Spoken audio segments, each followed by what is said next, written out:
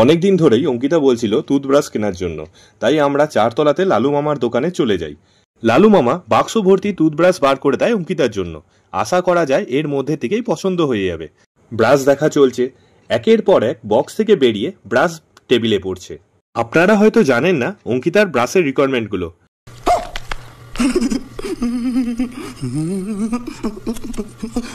ব্রাশের colour যেন unique হয়, pink হলে চলবে না। ব্রাশের ব্রিসেলসগুলো নরম হতে হবে, হোয়াইট বা পিঙ্ক হলে চলবে না। হ্যান্ডেলটা নরম হতে হবে, ব্রাশের সাইজ ছোট হতে হবে। অনেক খোঁজা চলছে, কিছুক্ষণ পর লালু মামা নিজেই চলে এলো হেল্প করতে। তিনিও জানেন না কোনটা বার করলে অঙ্কিতার পছন্দ হবে।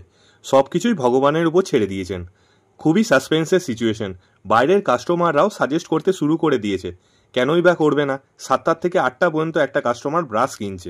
ওরাল বি, কোলগেট সব নিচে গড়াগড়ি খাচ্ছে। ভগবান জানে কোনটা সিলেকশন পাবে। লাস্টে লালু মামা খুঁজে খুঁজে একটা ব্রাশ বার করে দিল, সেটাই অঙ্কিতা নিল। আপনাদের সাথেও কি এরকম হয় জানাবেন কমেন্ট বক্সে।